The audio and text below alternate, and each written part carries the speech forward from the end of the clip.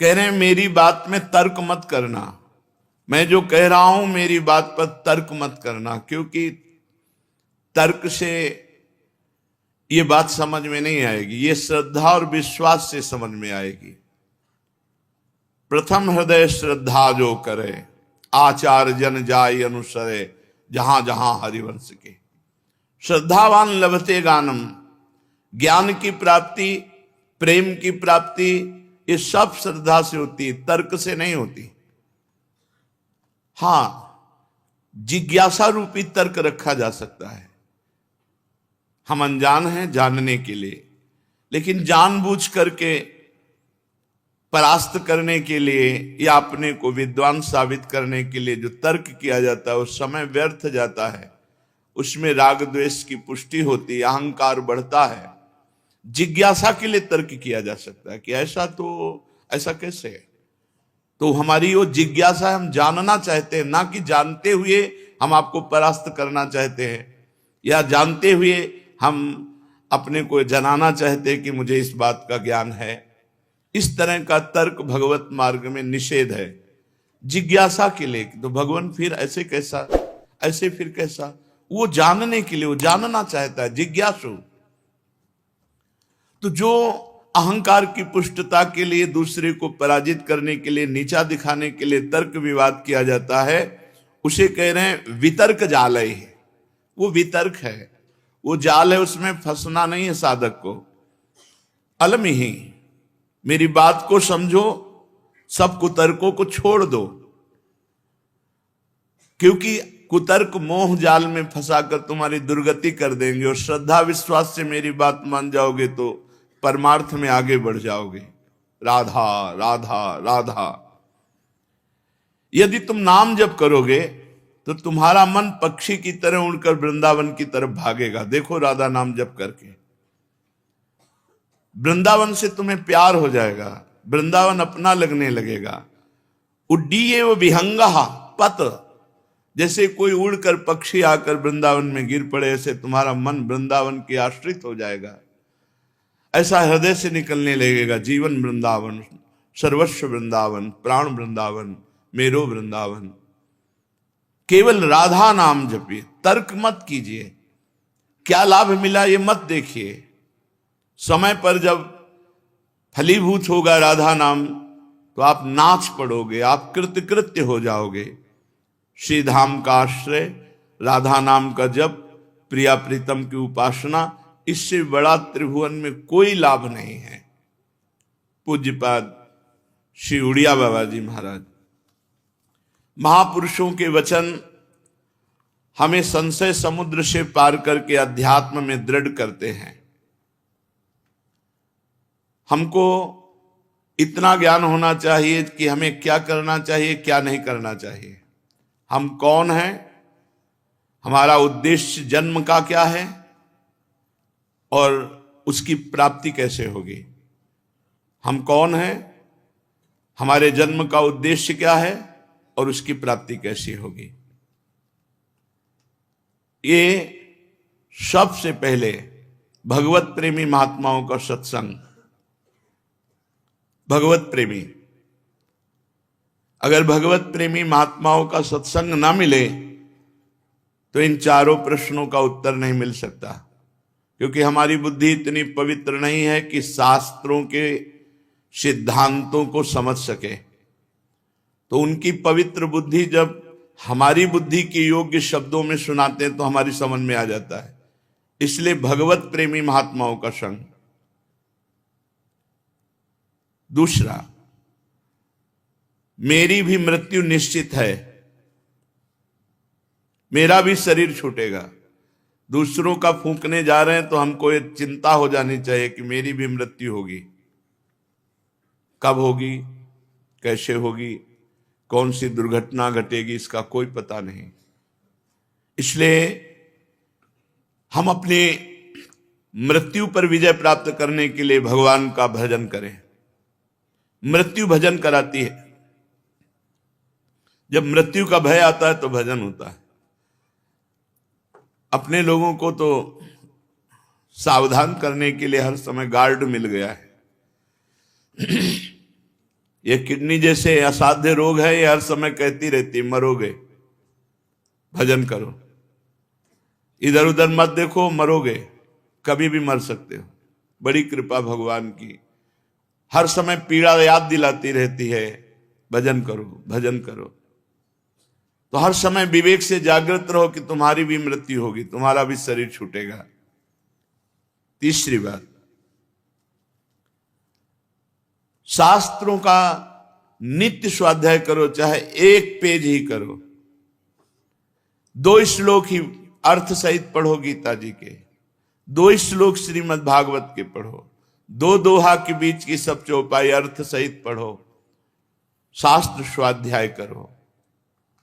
चौथा, संसारी पुरुषों के बीच में बैठ करके हंसी मजाक प्रपंच की बातें ये छोड़ दो, कुसंग छोड़ दो। जाके संग कुमति मति उपजय करत भजन में भंग, तजोरे मन हरि विमुखन को संग।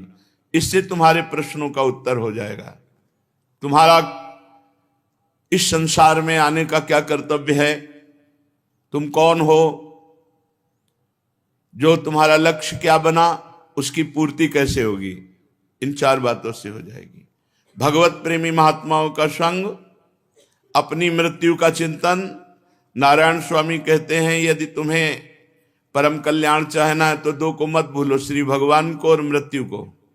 मरना है, आज नहीं तो पता नहीं कौन सा क्षण होगा जिस समय शरीर छूट जाएगा, सब यहीं रह जाएगा, सब पूरा प्रपंच, कोई तुम्हें याद नहीं करेगा, और याद भी करेगा हम नरक में हैं तो क्या होगा उसकी याद से। शास्त्रों का स्वाध्याय, विषयी पुरुषों से वैराग्य। विषयी पुरुषों के बीच में राग युक्त होकर बैठना, हंसी मजाक, ये सब प्रपंच, ये हमारी भक्ति को क्षीण करता है। देखो, जैसे राजा विजयी होकर राज सिंहासन पर बैठता है तो पूरा राज परिकर उसके अधीन हो जाता है, मंत्री, सेनापति, सेना, खजाना, सब वैभव। इसी प्रकार विवेक और अविवेक ये अपने अपने राजा हैं।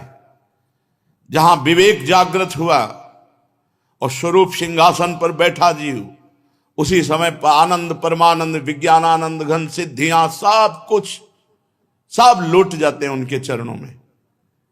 और ऐसे ही अज्ञान जहां राजा बना हृदय में, तो काम, क्रोध, लोभ, मोह, मद, मत्सर, ईर्ष्या, दुनिया का प्रपंच, सब उसके पाप का खजाना, ये सब एकत्रित हो जाता है।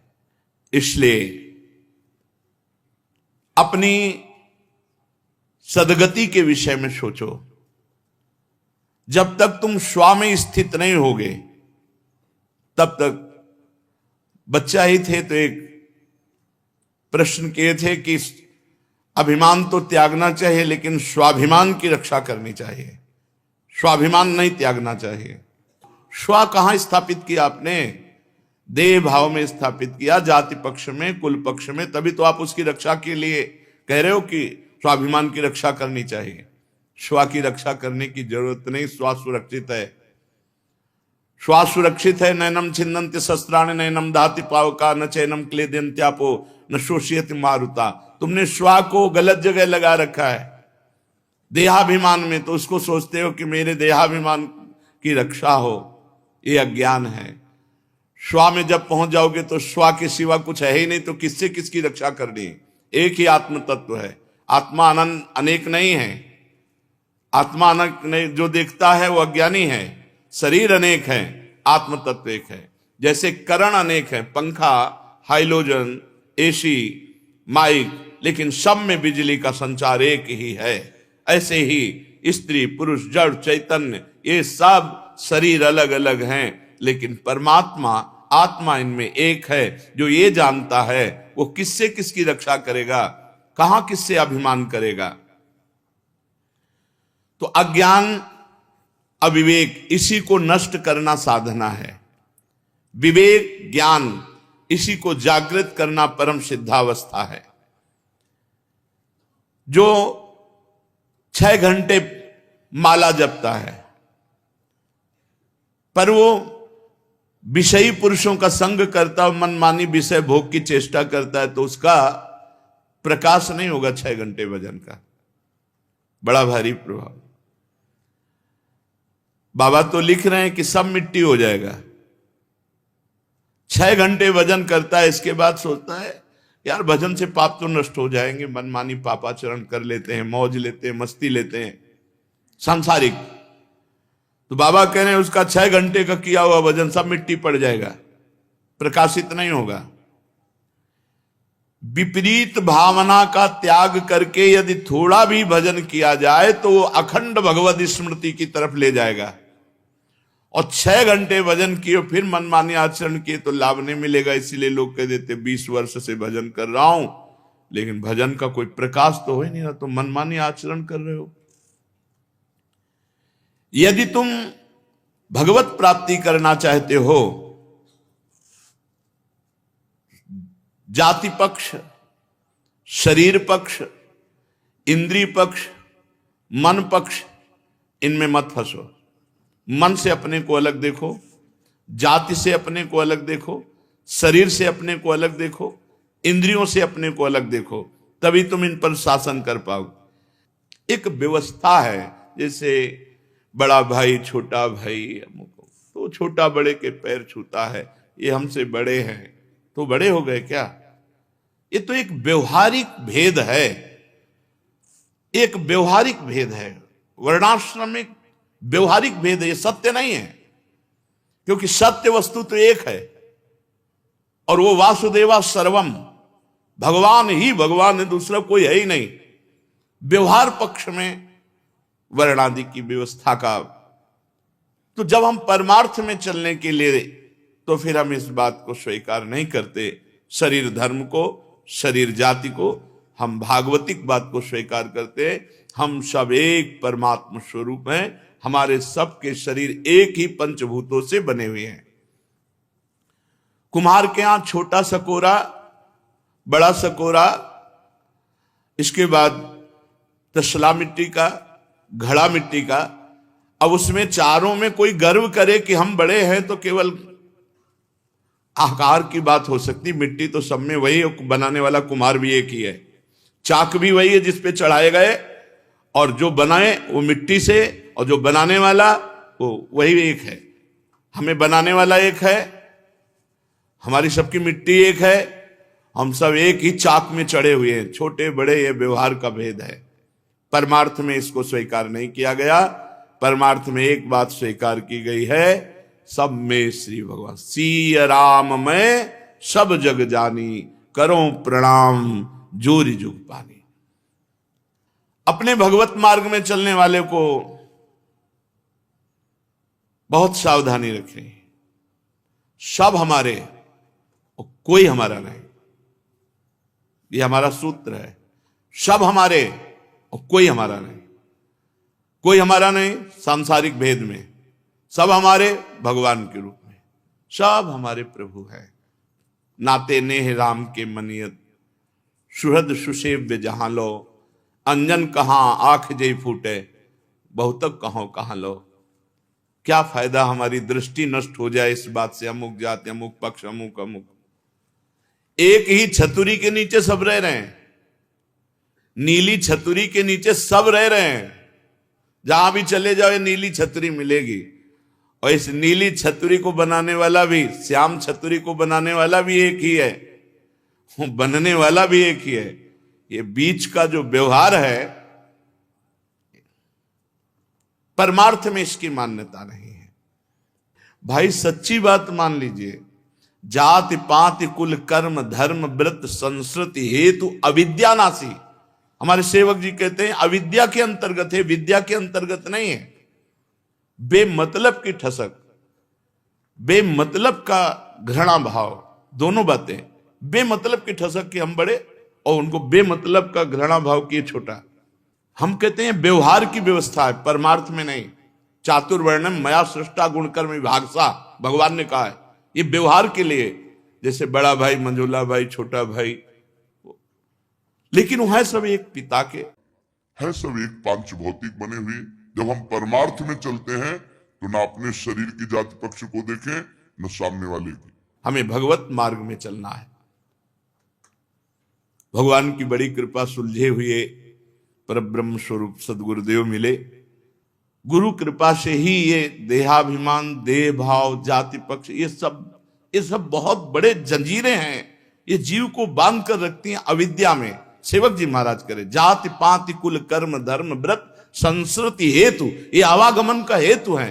ये अविद्या नासी हितजू महाराज ने कृपा करके इस अविद्या का नाश कर दिया। जब साधक साधना में चलता है तो उसे शरीर बहुत प्यारा लगने लगता है। अपने शरीर के सुख सुविधा, खान पान, ऐसा शरीर की रक्षा करना चाहते हो, हृदय को गंदा करते हो, हृदय को सुरक्षित रखना नहीं चाहते, फिर कैसे तुम्हारी परमार्थ की यात्रा बढ़ेगी? उचित शरीर को भोजन दे दो, उचित पवित्रता रखो, और मेन प्रधान बात है हृदय की पवित्रता। हृदय को सुरक्षित रहे, हृदय हमारा काम आदि दोष से, अहंकार आदि दोष से ग्रसित ना हो जाए। शरीर को शुद्ध करना बाह्य पवित्रता है, हृदय को शुद्ध करना भगवत प्राप्ति का हेतु है। जल और रज के स्पर्श से बाहरी पवित्रता शरीर की होती है। साबुन से चाहे जय बार हाथ धो, थोड़ा रज का स्पर्श जरूर होना चाहिए। अगर रज का स्पर्श नहीं, ज्यादा मत करिएगा, नहीं नालियां जाम हो जाएंगी। आजकल के ऐसे थोड़ी रज तो बाद में, ऐसे बिना रज के पवित्रता नहीं, बिना रज के नहीं। पवित्रता है, शरीर पवित्र, हृदय पवित्र, वाणी पवित्र, तो परम पवित्र भगवान का सतत स्मरण होता है। आप देखो 10 दिन पवित्र रह के देखो तो आपको छूने की इच्छा नहीं होगी किसी को, और जीवन पवित्र रखो तो शरीर से आपका वैराग्य हो जाएगा। पवित्रता शरीर वैराग्य, अपवित्रता शरीर में दृढ़ राग। क्रोध करने से 1 महीना के भजन में आपके क्रोध का प्रभाव ढक देगा जाके। पूज्य पाद उड़िया बाबा, पाप का चिन्ह है क्रोध। जिसमें क्रोध है वो चाहे कोई भी हो, उसे समझना चाहिए अभी अंतःकरण पूर्ण पवित्र नहीं हुआ। क्रोधी मनुष्य का आध्यात्मिक उत्थान नहीं होता। विशेषतया गुरुजनों और श्रेष्ठ जनों की बातों में, उनके निर्णय में क्रोध नहीं करना चाहिए। भजन करना कठिन, करके बचाना कठिन, और बचा के पचाना कठिन। ये बड़ी सुनहली पगडंडी है भगवत मार्ग की। इसमें बहुत संभाल संभाल करके पग रखा जाता है। ये निठल्ले आदमी जो हैं, जो दूसरों के गुण दोष देखते हैं, दूसरों की निंदा करते हैं, दूसरों की चुगली करते हैं, दूसरों पर क्रोध करते हैं, गंदी भावना रखते हैं, ना ये ज्ञानी है, ना ये योगी है, ना ये भक्त हैं, प्रपंची हैं, निठल्ले हैं, कायर हैं। पूज्यपाद उड़िया बाबा सिद्ध महापुरुष है। भक्त सब जगह भगवान को देखता है तो क्रोध कैसे कर सकता है? उमा जे राम चरण रत, विगत काम मद को निज प्रभु में देखें जगत, केशन करें विरोध। भक्त के अंदर तो है, और ज्ञानी आत्मस्वरूप है, द्वैत है नहीं, तो क्रोध किससे? और योगी परमात्म स्वरूप है, तो योगी, ज्ञानी और भक्त, इनमें न क्रोध होते, न राग द्वेष होते, न निंदा स्तुति, न चुगली करने, ये सब निठल्ले कायर जो होते। भजन है नहीं तो प्रपंच करते रहते हैं। गीता का एक श्लोक मैंने अपने जीवन में बहुत इससे लाभ लिया और मुझे बहुत पसंद है, और सब साधकों को इसका उपयोग करना चाहिए। अभ्यास योग युक्तेन चेतसा नान्यगामिना परमं पुरुषं दिव्यं याति पार्थानुचिंतयन्। हे अर्जुन,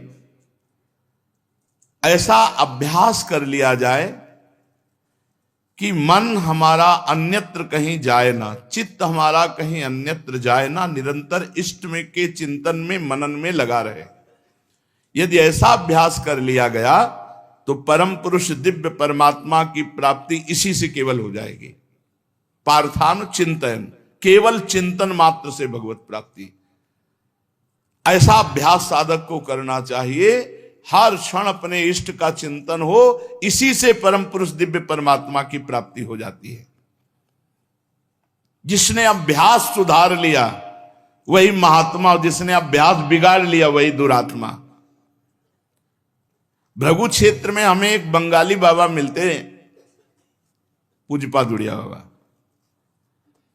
तो उनके पास हम कुछ दिन रहा करते थे। उड़िया बाबा बोल रहे हैं। तो एक दिन मैं पहाड़ की तरफ एकांतिक झाड़ियों में ऐसे ही भ्रमण कर रहा था, तो उन झाड़ियों से एक महात्मा निकले। ऐसे भौहें लटक रही थी, मतलब भौहों के बाल लटक रहे थे ऐसे। इतने वृद्ध महात्मा मैंने पहले कभी नहीं देखे, पर इतने तेजस्वी, वृद्ध और तेजस्वी। शायद वो अनुग्रह करने के लिए दर्शन दिए, मतलब दिव्य महात्मा हिमालय में। उनसे हमने पूछा, महाराज जी कुछ श्रीमुख से अपने वचन बोल दीजिए। तो उन्होंने कहा, साधन दो तरह का, एक अंतरंग साधन और एक बहिरंग साधन। दोनों साधन सिद्धावस्था के लिए आवश्यक हैं, अंतरंग साधन और बहिरंग साधन। अंतरंग साधन केवल एक, अपने आराध्य देव का निरंतर चिंतन, अन्य चिंतन न होने पावे, अंतरंग साधन। बहिरंग साधन, अंतरंग साधन में एक ही बताया, निरंतर नाम जप, निरंतर अपने इष्ट का चिंतन। और बहिरंग साधन में बताया प्रतिग्रह, परिग्रह, उपग्रह, परचर्चा। पहला प्रतिग्रह, दूसरे से लेने से डरो, दूसरे से लेने से डरो। दूसरे से जो लिया जाता है उसे प्रतिग्रह कहते हैं। ये बहुत बड़े पुण्यों की हानि और भजन की हानि करता है। अपने भोग के लिए जो दूसरों से लिया जाए, केवल भिक्षान्न वस्त्र आदि की बात अलग है। परिग्रह, अपने लिए, अपने भोग के लिए बैंक बैलेंस ये सब संग्रह करना। उपग्रह, कई बार भोजन पाना, बार बार। और परचर्चा, दूसरे की निंदा, दूसरे की चुगली। इन चार बातों का त्याग करना बहिरंग साधन है। ये साधक की बात कह रहे हैं, क्योंकि प्रपंची में तो और हजारों दोष होते हैं। साधक को प्रतिग्रह लेने से बचना चाहिए, परिग्रह संचय करने से बचना चाहिए, उपग्रह बार बार खाने से बचना चाहिए, और परचर्चा दूसरे के दोष दर्शन, दूसरे की दोष वृत्ति करके निंदा करना, चुगली करना, इन सब बातों से बचना चाहिए। अविवेकी पुरुष चाहे जितना शास्त्र स्वाध्याय कर ले, वो निर्णय नहीं कर पाता, भोग उसे परास्त ही कर देते हैं। इसलिए 6 प्रकार की शुद्धि पूरे अज्ञान का नाश कर देती है। मन की शुद्धि, मन को विषय भोग अच्छे लगते हैं, इसलिए उसी की चिंतन करता रहता है। हटाओ उससे, बार बार नाम पे लगाओ, सत्य वस्तु रूप पे लगाओ, सत्य धाम पे लगाओ, लीला पे लगाओ, जहां तुम्हारी पहुंच हो पाती। रूप में पहुंच है, लीला में पहुंच है, नाम में पहुंच है, धाम शोभा में। जहां भी नाम रूप लीला धाम में लगाओ मन को, तुम्हारा मन शुद्ध हो जाएगा। मन की शुद्धि, अपने मन को भोग चिंतन से हटा के भगवत चिंतन में लगाओ, नाम रूप लीला धाम। दूसरी, वाणी की शुद्धि, सत्य, मधुर, सहज, सरल भाषण और भगवान नाम जप, भगवान लीला गुणगान, भगवान नाम कीर्तन, इससे वाणी की शुद्धि। अन्न की शुद्धि, साधु के लिए भिक्षान्न या आकाश वृत्ति। आकाश वृत्ति, बैठा है, जो प्रभु दे दे सो दे दे, पा लिया, नहीं दिया तो भूख को पा लिया। भिक्षान्न 4-5 घरों में मांगा, जो मिला, नहीं मिला तो राधे श्याम। साधु के लिए भिक्षान्न और गृहस्थ के लिए धर्म पूर्वक कमाए हुए धन से उदर पोषण, इससे अन्न शुद्धि। चौथा, हस्त शुद्धि, हाथ की शुद्धि। अपने हाथ से कोई पाप कर्म न करना, बचाओ अपने हाथों को पाप कर्म से।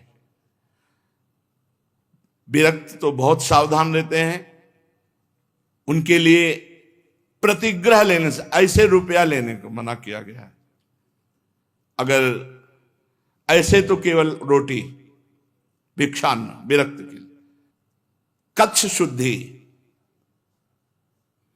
विरक्त है तो आजीवन ब्रह्मचर्य, कच्छ लंगोटी का शुद्ध, जनेन्द्री की शुद्धि। विरक्त है तो आजीवन शुद्ध ब्रह्मचर्य का पालन। इसमें बहुत से साधक नए नए जो सुन रहे होंगे, परमहंस जी ओंकारानंद सरस्वती नजफगढ़, उनके पास गए तो एक बड़ा विक्षेप जीवन में उपस्थित होता है। नई अवस्था में मन का चंचल हो जाना काम आदि के प्रति, और स्वप्न आदि दोष उपस्थित होना। 16-17 वर्ष की अवस्था में ये प्रश्न किया कि नवीन साधकों में 2 प्रकार की बहुत बड़ी वृत्तियां भगवत मार्ग में बाधा पहुंचाती हैं। एक तो काम की तरफ आकर्षण और दूसरा स्वप्न दोष। तब उन्होंने कहा कि 30 दिन में 40 दिन में बिना किसी चिंतन के यदि स्वाभाविक पात होता है तो वो जैसे दाल में उफान आता है, ऐसे शरीर का वो व्यर्थ का हिस्सा निकलता है, वो ब्रह्मचर्य नहीं निकलता जिससे संतान उत्पत्ति होती। वो तभी निकलता है जब स्वप्न में सहवास देखो या फिर किसी प्रकार की क्रिया करो, नहीं वो स्वतः ऐसे नहीं निकलेगा। मनोवाह नाड़ी है, जब आप गलत चिंतन करोगे तो मथ देगी, मथ के बाहर निकाल देगी। जैसे दूध में घी रहता है, ऐसे रक्त में सप्तम धातु वीर्य रहती है। तो उन्होंने कहा इसकी चिंता न करो, बस प्रगट में कोई क्रिया न होने पावे। कभी कभी कई दिन कब्ज हो जाने पर अचानक फिर ऐसा दोष हो जाएगा, या गर्म दूध रात्रि में पी लिया तो ऐसा दोष हो जाएगा, या आप कोई खट्टी चीज विशेष पा लिए तो हो जाएगा, या अधिक ज्यादा मीठी चीज पा लिए तो अधिक हो जाएगा। दही, चावल और जैसे बैंगन, फूल गोभी, मूंगफली, हर प्रकार के ड्राई फ्रूट, ये सब ऐसे जीवन में ऐसे रखे जैसे बीमार आदमी नहीं पता। ब्रह्मचर्य के लिए बहुत घातक है। हमारी डायरी में लिखा हुआ, जो जो संतों से महापुरुषों से सुना था उसे लिखा। अगर ब्रह्मचर्य के लिए तो चावल तो बस, दही कभी तो चम्मच भरा दे। अब ढेर सारा रायता और दही और ये सब, तो फिर ब्रह्मचर्य की कल्पना भी मत करो। बहुत इसमें गंभीरता चाहिए। अच्छा, हम लोगों को मिले ले, और गंगा किनारे था, कभी कोई बारी लगाने वाले या गाय चराने वाले जो दूर गाय चराते हुए आए और रोटी बांधे या परेठा बांधे, भगवान उनको प्रेरित किए तो पूछ ले, बाबा रोटी खाओगे? दे दो भाई। तो 4 हैं, 2 हम लेंगे, 2 तुम्हें दे दो। 2 पाया। गंगा किनारे बैठ के रोना आता था, प्रभु कितने कृपालु हो। कभी किसी दिन इतना कोई गुड़ दे दिया, कभी कुछ। तो उपस्थित भोगों में बहुत सावधानी पूर्वक ब्रह्मचारी को पदार्थ लेने चाहिए।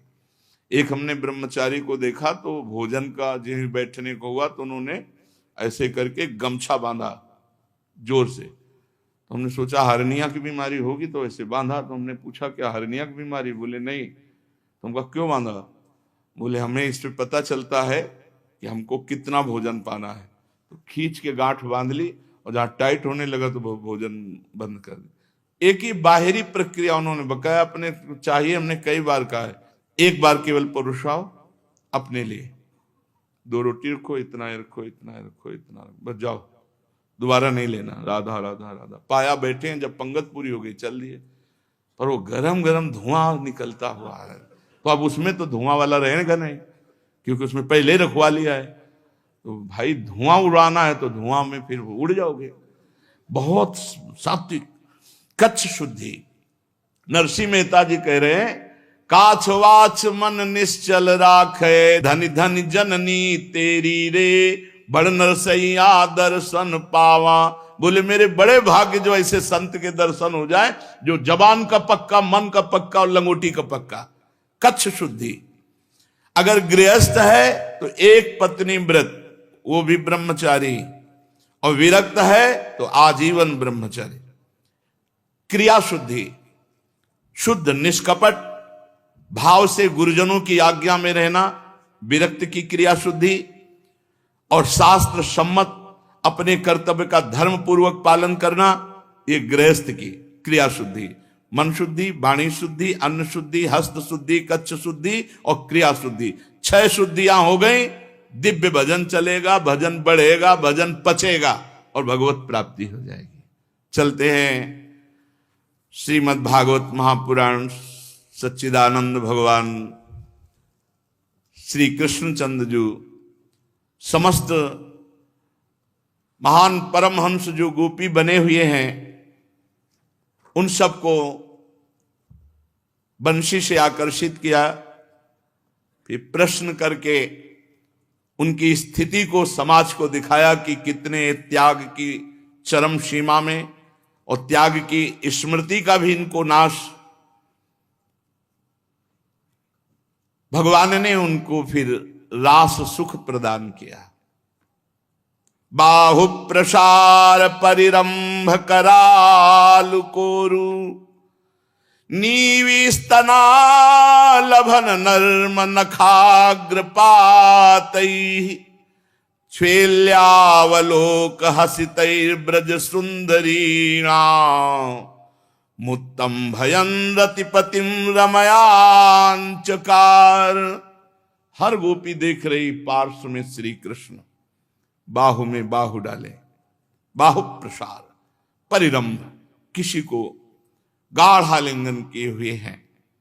सच्चिदानंद प्रभु, ये बड़े बड़े ऋषि मुनि इसी बात की आकांक्षा करके गोपी बने, श्रुति की ऋचाएं गोपी बनी। भगवान किसी गोपी से मुस्कुरा रहे, किसी को हृदय से लगा रहे, विविध प्रकार से गोपियों को सुख पहुंचाने लगे। सच्चिदानंद भगवान का स्पर्श प्राप्त होकर के गोपियों के आनंद की सीमा ना रही।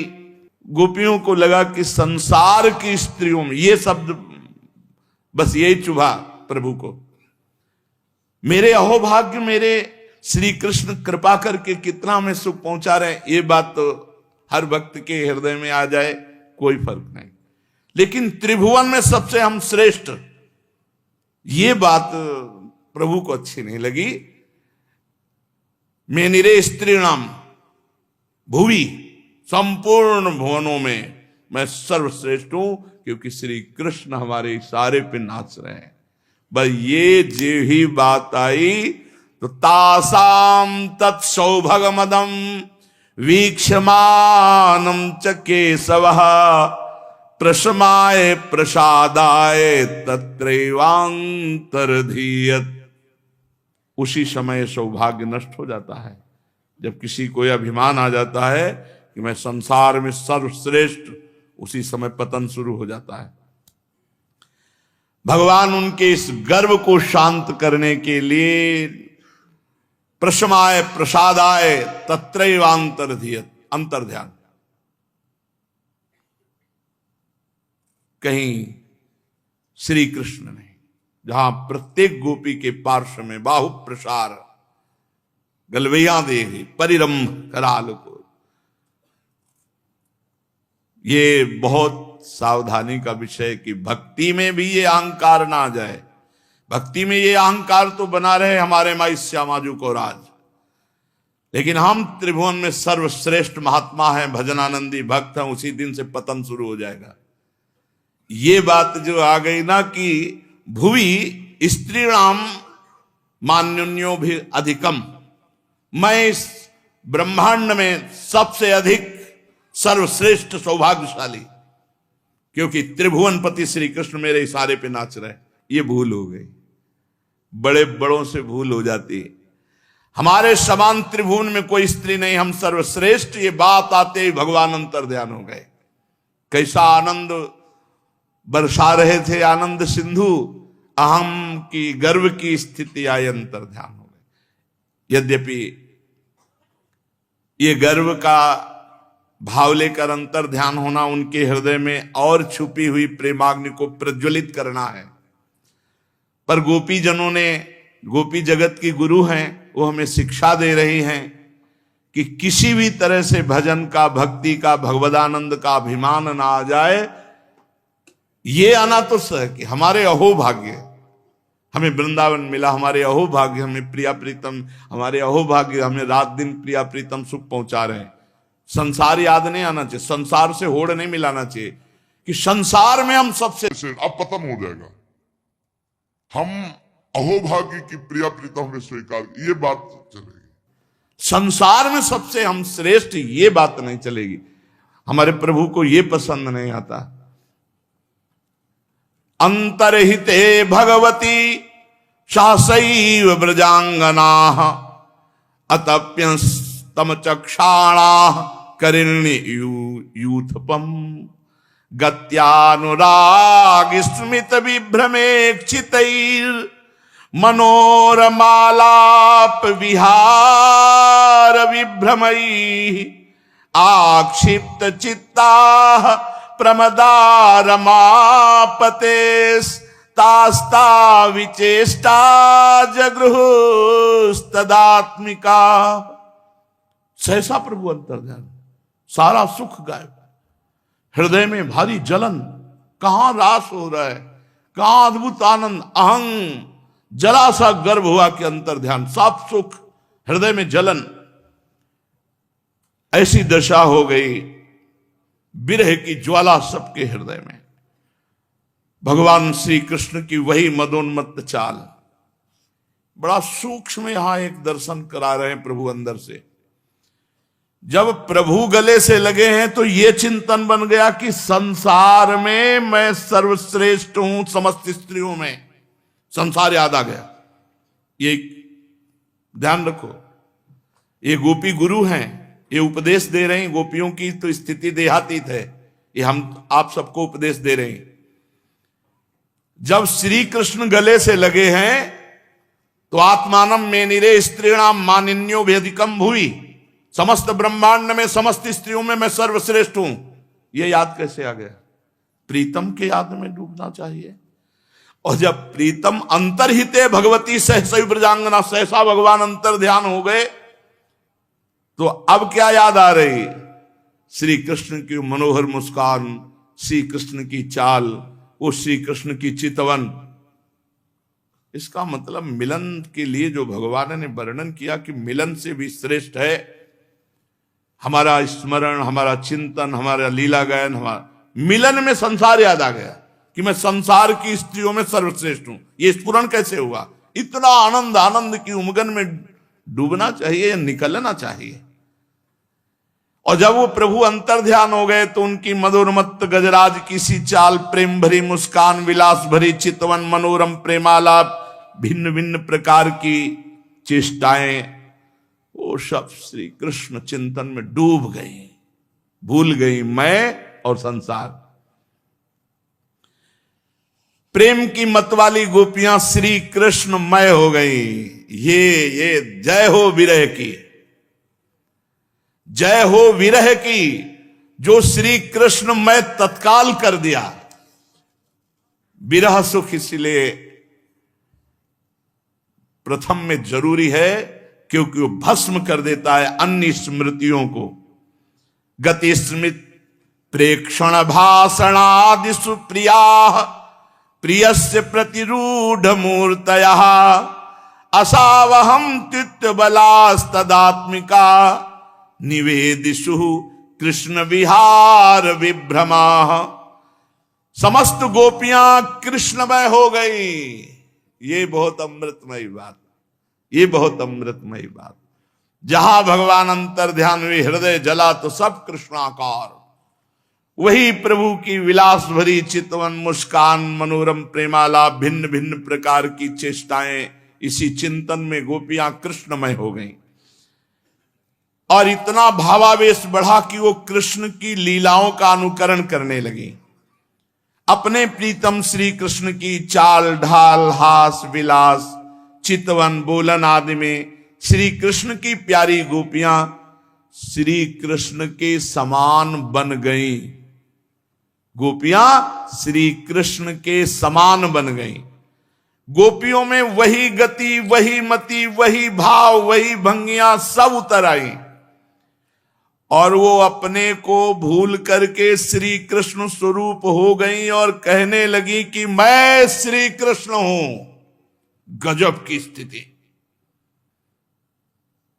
मैं संसार की स्त्रियों में सर्वश्रेष्ठ स्त्री हूं, क्योंकि श्री कृष्ण मेरे इशारे पे नाच रहे हैं। ये मिलन ने प्रदान किया।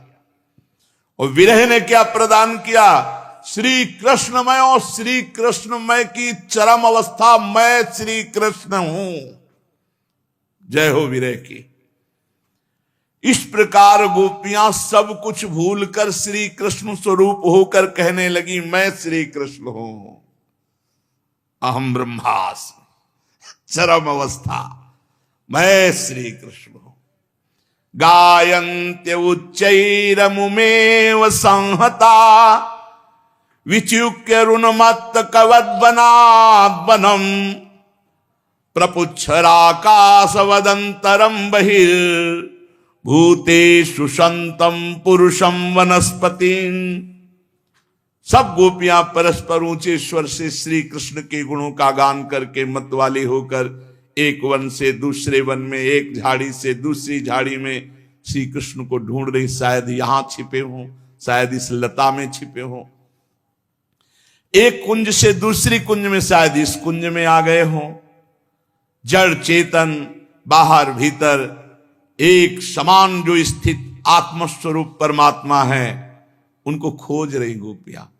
जो उन्हीं गोपियों में भी है वही हैं, परंतु उनको दिखाई नहीं दे रहे।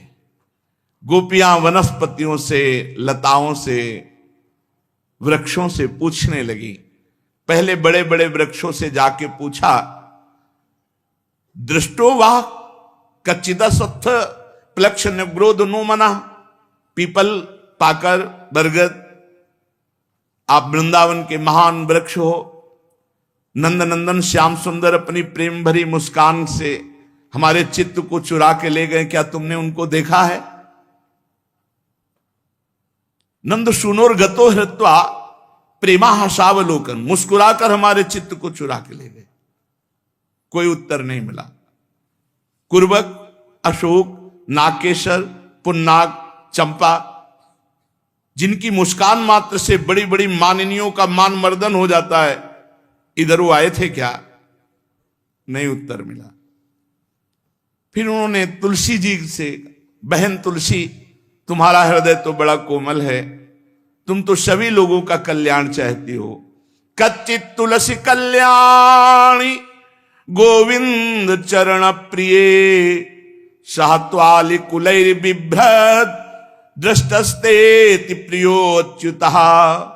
तुलसी जी, भगवान के चरणों में तुम्हारा बड़ा प्रेम है और वे भी तुमसे बहुत प्यार करते हैं, तभी तो भौरों के मडराते रहने पर भी तुम्हारी माला नहीं उतारते, सर्वदा पहने रहते हैं। हे तुलसी जी, क्या तुमने हमारे परम प्रीतम श्याम सुंदर को देखा है?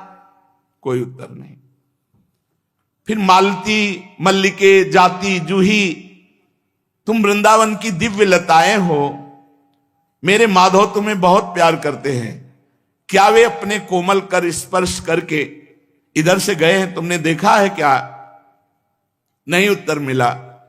तो रसाल, प्रियाल, कटहल, पीतसाल, कचनार, जामुन, आक, बेल, मौलश्री, आम, कदम, नीम, अन्यान्य यमुना के तट पर विराजमान सुखी तरुवरो, तुम्हारा जन्म जीवन केवल परोपकार के लिए है।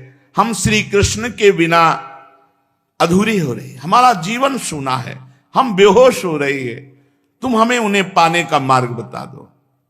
देखा लताओं से, वृक्षों से, तुलसी जी से कोई उत्तर नहीं। तो वृंदावन की भूमि से कहा, तुमने ऐसी कौन सी तपस्या की है कि श्री कृष्ण के श्री चरण कमलों का स्पर्श प्राप्त करके तुम आनंद से भर रही हो? लालजू श्री जी सहित अंतर ध्यान में थे। अपनी प्राण प्रिया के साथ तुम्हारे नयनों को परमानंद का दान करते हुए गए। कांतांग संग कुछ कुंकुम रंजिताया कुंद सजा कुलपति रिहिवाति गंधा। देखो देखो, कुलपति श्री कृष्ण की कुंदकली की माला की मनोहर गंध आ रही, जो उनकी परम प्रेयसी परम प्रेसी श्री जी अंग संग से लगे हुए कुछ कुमकुम से अनुरंजित है। तरुवरो उनकी माला की तुलसी में ऐसी सुगंध है कि उसकी गंध के लोभी मत वाले भंवरे प्रत्येक क्षण उस पर मंडराते रहते हैं। देखो, हम बताते हैं, उनके एक हाथ में लीला कमल होगा, दूसरा हाथ अपनी प्रेयसी के गले पे डाले होंगे। श्री जी साथ है, कई जगह प्रेयसी के कंधे पर रखे होंगे। हमारे प्यारे श्याम सुंदर इधर से विचरते हुए गए। अच्छा, तुम लोग इसीलिए झुके हो क्योंकि उनको प्रणाम करने के लिए झुके होगे, गोपियां वृक्षों से कहती, परंतु अभी तक झुके हो क्या? वो अपनी प्रेम भरी चितवन से तुम्हारा अभिनंदन नहीं किया?